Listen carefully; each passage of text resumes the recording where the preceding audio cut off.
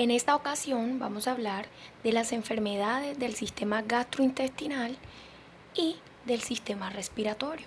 Estas enfermedades a tratar son enfermedad diarreica aguda o EDA y la infección respiratoria aguda o IRA. Nuestro grupo está conformado por Mavis Rivas, Erin Pérez, Vianis Navarro y Alejandra Martínez.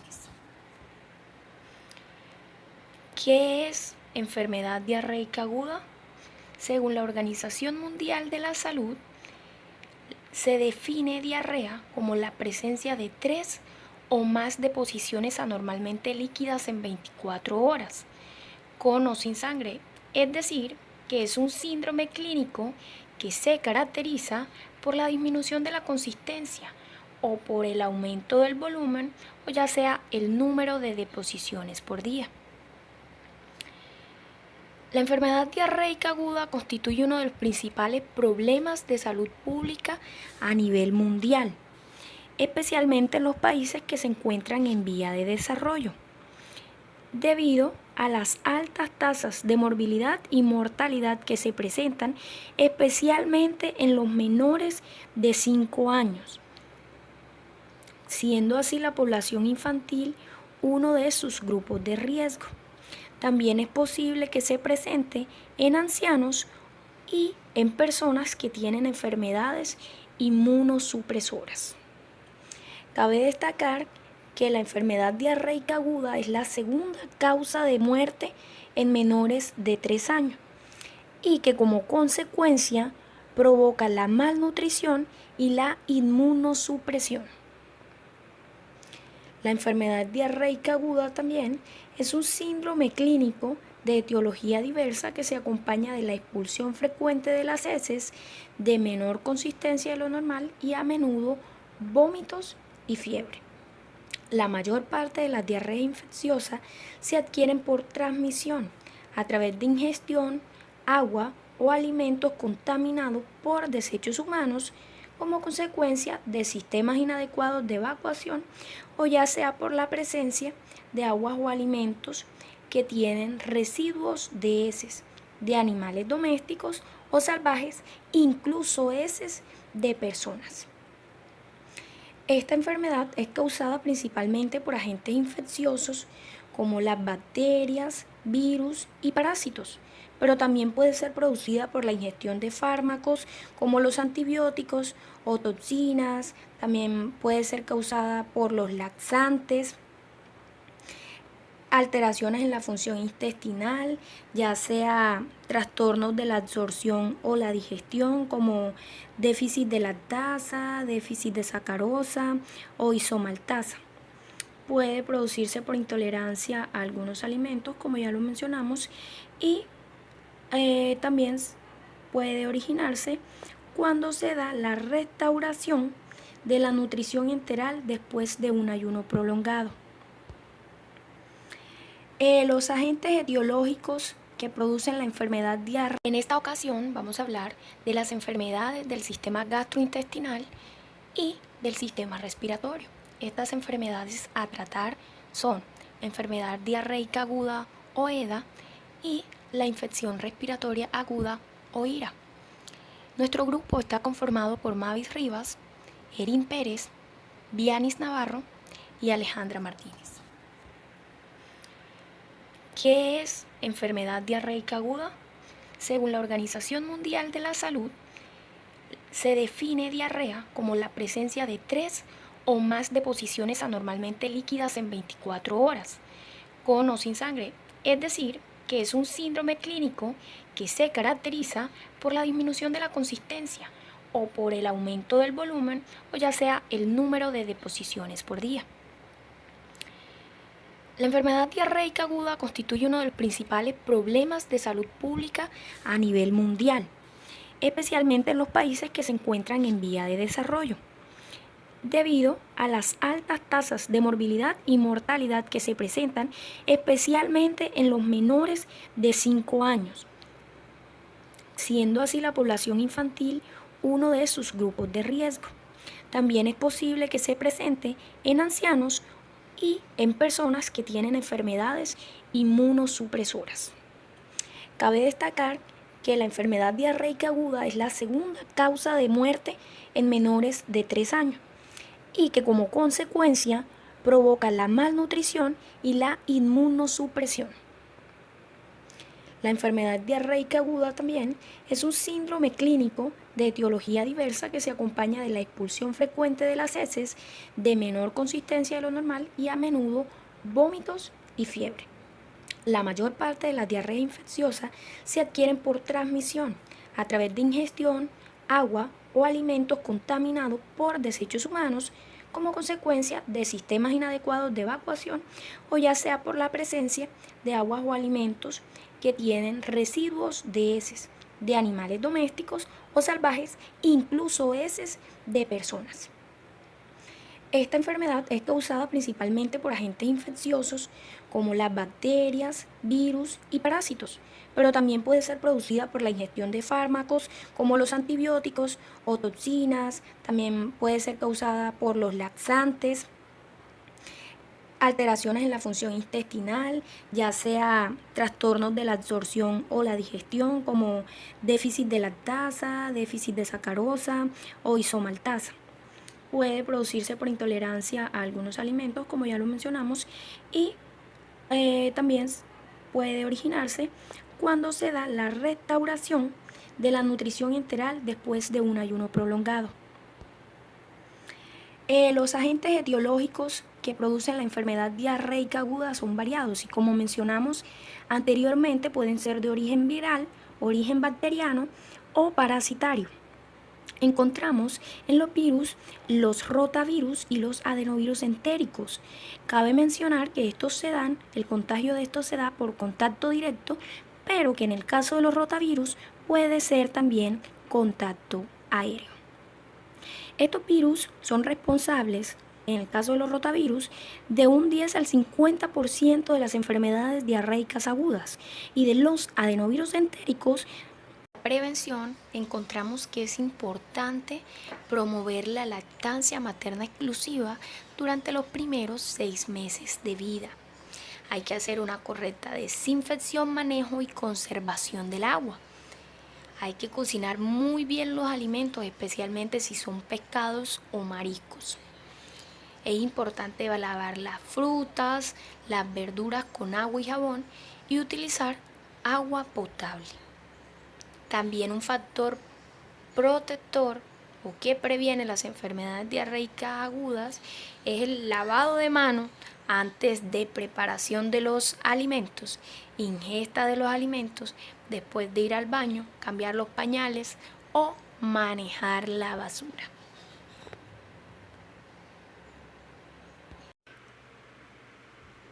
Infección respiratoria aguda o IRA. ¿Qué es la infección respiratoria aguda? Pues es un grupo de enfermedades que se producen en el aparato respiratorio, causada por varios agentes etiológicos en los que podemos encontrar los virus y las bacterias. Una infección respiratoria aguda comienza de forma repentina y dura más o menos 2 semanas. La mayoría de estas infecciones, como un resfriado común, son leves, pero dependiendo del estado general del paciente o de la persona pueden complicarse y llegar incluso a amenazar la vida, como en el caso de las neumonías. Epidemiología. Encontramos que la infección respiratoria aguda presenta una alta frecuencia a nivel mundial y que es más frecuente en las áreas urbanas. Los episodios pueden variar de 2 a 6 casos anuales y que es más severo en los países desarrollados. Tenemos que en niños menores de 5 años, la causa de la infección en el 95% de los casos son virus, pero un pequeño porcentaje puede padecer complicaciones como la otitis, la sinusitis y la neumonía. El riesgo de muerte por infección respiratoria aguda es más alto en los lactantes pequeños. En los países en desarrollo, aproximadamente del 20 al 25% de las muertes por infección respiratoria aguda ocurren en los lactantes menores de 2 meses, registrándose muy pocas defunciones por infección respiratoria aguda en los niños mayores de 5 años. El mecanismo de transmisión es fundamentalmente por contacto directo. El periodo de incubación es variable de acuerdo al agente etiológico y varía entre 1 y 4 días. El periodo de contagio es también variable, iniciándose en algunas ocasiones un día antes de las manifestaciones clínicas, con prolongación en algunos casos por más de 5 días. En Colombia, la incidencia de los virus respiratorios en los 2 últimos años, de acuerdo con el Instituto Nacional de Salud, muestra que en el 2010 el virus sincitial respiratorio causó el 62% de los casos estudiados, seguidos de influenza causando el 18%, para influenza el 8%, influenza A estacional el 6%, influenza B el 3% y los adenovirus el 3%. Cabe mencionar que la población más afectada son los menores de 5 años y los principales síntomas son fiebre, malestar general, congestión y secreción nasal. Asimismo, también se pueden presentar síntomas como tos, dolor de garganta, expectoración y dificultad para respirar. Factores de riesgo: ser un niño menor de 2 meses, no lactancia materna exclusiva o desnutrición, carecer de vitamina A, bajo peso al nacer, falta de inmunización, los cambios bruscos de temperatura, hacinamiento, prevalencia elevada de portadores nasofaringios de bacterias patógenas y contaminación ambiental y del aire. En cuanto a los factores protectores, podemos encontrar en primer lugar a la lactancia materna exclusiva durante los primeros 6 meses de vida. También encontramos una adecuada alimentación complementaria y, por supuesto, las inmunizaciones, especialmente la inmunidad contra el sarampión, la triple viral, la DPT, vacunas contra la influenza y la BCG.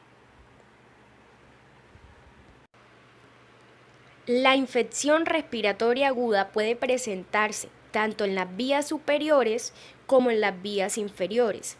En las vías superiores puede causar otitis media, faringitis y laringotraqueitis. En las vías respiratorias encontramos la neumonía, bronconeumonía y bronquiolitis. Por otro lado, encontramos a bacterias como la Escherichia coli enterotoxigénica, responsable del 12 al 34% de las enfermedades diarreicas agudas, y la Escherichia coli enteropatógena, responsable de un 5 al 40%. Encontramos también la Campylobacter jejuni, que se hace responsable de un 5 a un 20%.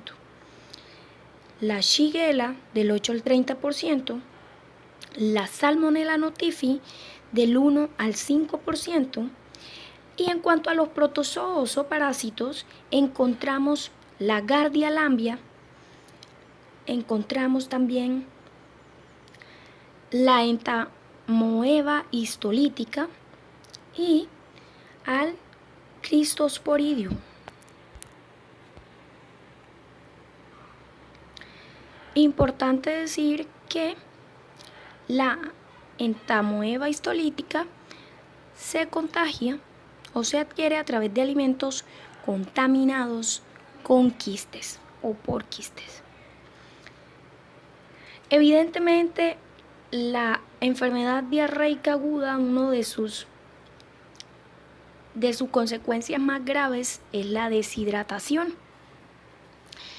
Entonces, los signos y síntomas de deshidratación, ¿cuáles son? Desasosiego, que se refiere a malestar, inquietud o intranquilidad, somnolencia, irritabilidad, piel fría o sudorosa, bajos niveles de energía, por lo que da una apariencia o un aspecto de debilidad o flojera, ausencia de lágrimas al llorar, boca y lengua secas o pegajosas, ojos hundidos o la zona blanda, es decir, la fontanela de la cabeza, en el caso de los bebés, se encuentra hundida. También podemos encontrar menores cantidades de orina, ausencia de orina durante 8 o 12 horas o también la orina de color muy oscuro. La diarrea tiene una clasificación. Esta clasificación es en 3 grupos. Encontramos por un lado la diarrea simple, que corresponde a aquella diarrea que tiene los síntomas comunes o los síntomas usuales, que dura pocos días y que se controla con medidas como los sueros orales de rehidratación. Encontramos también la diarrea con disentería. Esta corresponde a la diarrea que presenta sangre o que se da con sangre y lo que sugiere es que es de origen bacteriano o amebiano. Por otro lado encontramos ya la diarrea persistente. Es aquella diarrea que tiene un inicio agudo y que se prolonga por más de 14 días. Cabe mencionar que solo el 10% de la diarrea se vuelve persistente. Una de las consecuencias principales de la diarrea persistente es el deterioro del estado nutricional y, por supuesto, en la población de riesgo puede ser causal de muerte. Del 35 al 50% de las muertes por enfermedad diarreica aguda están causadas o provocadas por las diarreas persistentes. Existe, por supuesto, un plan para tratar la diarrea o un tratamiento. El primer paso es establecer el grado de deshidratación a partir de los signos para elegir el tratamiento más apropiado. El niño debe ser evaluado y tratado según las reglas y planes de prevención y manejo de diarreas disponibles en los manuales como IEPI de la OPS. El plan A es para los casos sin signos de deshidratación. ¿Qué se recomienda? Dar al niño más líquidos que los que consume de costumbre y alimentarlo adecuadamente para prevenir la deshidratación y la malnutrición. Se aconseja también llevar al niño al servicio de salud si no mejora en el transcurso de los 3 días o si presenta signos graves como vómitos repetitivos, fiebre o se intensifica la diarrea. El plan B es una terapia de rehidratación oral que comienza en el servicio local de salud y que luego debe ser continuada en el hogar. Y el plan C es el tratamiento indicado para los casos más graves, es decir, cuando el niño bebe poco o no es capaz de beber, se presenta con los ojos hundidos, las mucosas muy secas o está letárgico o inconsciente y es necesaria la rehidratación por vía endovenosa. En este caso se dice que el niño tiene un shock. Para tratar la diarrea en el hogar, este es el plan A. Como habíamos mencionado anteriormente, este plan A consiste en 3 pasos. Dar más líquidos de lo usual al niño para prevenir la deshidratación. Estos líquidos pueden ser sopas, agua de arroz, agua de trigo, en general agua de cereales. Están prohibidas las bebidas gaseosas o las bebidas azucaradas porque esto agrava la situación. También se recomienda alimentos para prevenir la desnutrición. En este caso se debe continuar con la dieta habitual del niño o del adulto. En caso de que el niño esté lactando aún, debe continuarse con la lactancia. Como lo mencioné anteriormente, deben evitarse los alimentos con mucho azúcar porque empeoran la diarrea y la deshidratación. Y por otro lado encontramos, o como tercer punto encontramos, regresar a control o consultar inmediatamente si no mejora o si presenta alguno de los síntomas como ya habíamos visto, vómitos frecuentes, sed intensa, come poco o bebe poco, si el niño o el adulto presenta fiebre, si presenta sangre en heces. Y como habíamos mencionado en el resumen anterior, debe evaluarse el estado de hidratación constantemente. Indicaciones para administración de suero oral en el plan A. Estas indicaciones van desde la edad del niño hasta la cantidad del suero oral que se debe dar. Es decir, de acuerdo a la edad del niño o adulto, debe darse una dosis específica. También es importante educar a los padres en el cuidado, enseñar los signos de alarma, enseñar a prevenir la diarrea en el hogar, informarle acerca de los signos de deshidratación y todos estos síntomas y signos para que los padres sean capaces de dirigirse a un servicio de atención de salud en caso de que estos síntomas empeoren. Por ejemplo, si el niño tiene sed más de lo común, si tiene la boca seca, si presenta los ojos hundidos o si orina muy poquito, esto indica que el niño está deshidratado. Pero si el niño empieza a tener evacuaciones con mucha frecuencia, más de 4 veces en una hora, indica que el niño tiene diarrea y que está en peor estado que el anterior.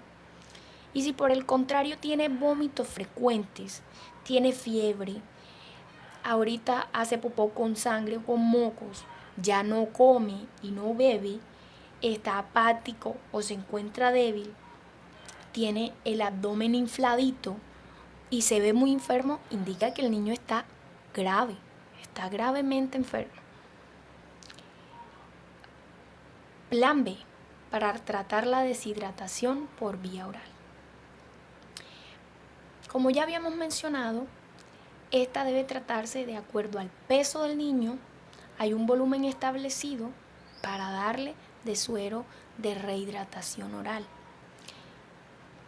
Es necesario observar al paciente continuamente durante la rehidratación y ayudar al familiar a dar el suero oral.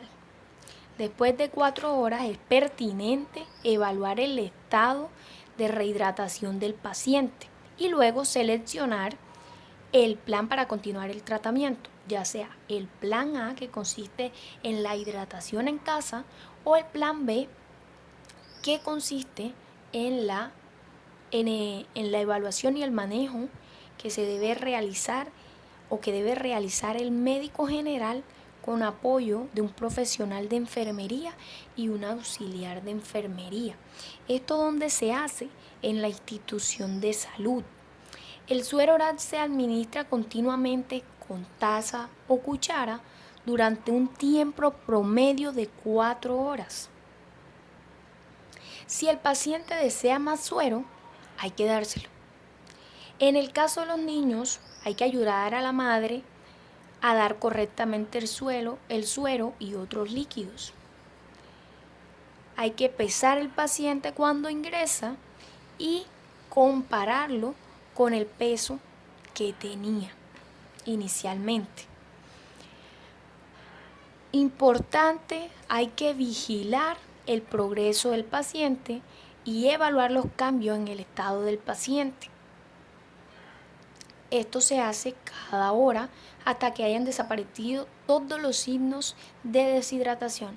Recordemos que se hace durante un periodo de 4 horas, donde se evalúa el estado del paciente y se decide si se va para la casita y hace el plan A, si se queda y continúa unas horas más el plan B, o si definitivamente pasa a un plan C. El plan C es el tratamiento rápido de la deshidratación con shock. Aquí ya encontramos un niño que podría estar inconsciente y se le administra hidratación por vía intravenosa. ¿Qué se le recomienda? Lactato de Ringer. se evalúa al paciente y si no está mejorando se aumenta la velocidad de infusión. Al poder beber, pruebe la tolerancia al suero oral mientras continúa con el tratamiento intravenoso. Al completar el tratamiento intravenoso, evalúe el paciente para seleccionar el plan A, el plan B o repetir nuevamente la hidratación rápida vía intravenosa. El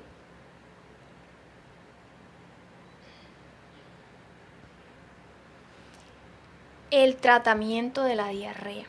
Ya habíamos visto que inicialmente la diarrea se trata con buena alimentación, sueros de rehidratación oral o en casos graves con rehidratación por vía intravenosa. Pero existen también otros tratamientos, ¿como cuáles? Como los probióticos. En la mayoría de los casos se puede tratar la diarrea aguda con medicinas como la loperamida y el subsalicilato de bismuto. Ahora encontramos los cuidados de enfermería que se deben tener con una persona que tiene enfermedad diarreica aguda. Primero, si es necesario canalizar una vena, se debe hacer con las técnicas correctas y siguiendo los principios de asepsia y antisepsia. Segundo, se debe mantener limpia la cuna o cama del niño con el cambio de ropa las veces que sean necesarias, así como eliminar cualquier tipo de suciedad y movilizarlo para evitar escaras o úlceras por presión cuando el niño es muy pequeño y no puede movilizarse. Tercero, mantener las medidas establecidas para la limpieza y desinfección de los pisos, paredes, cunas, camas, mesitas y otros. Cuarto, ofrecer rehidratación oral. En caso que el niño no tenga vómitos, se le dará 2 onzas por cada deposición líquida. Quinto, llevar el control del balance hídrico por vía parenteral o enteral, así como los egresos de líquidos producidos por diarreas y diuresis. Sexto, anotar el número y consistencia de las deposiciones. Y séptimo, se debe vigilar el estado de hidratación palpando la fontanela anterior y valorando los globos oculares, el estado de humedad de la mucosa bucal y presencia o no de pliegue cutáneo.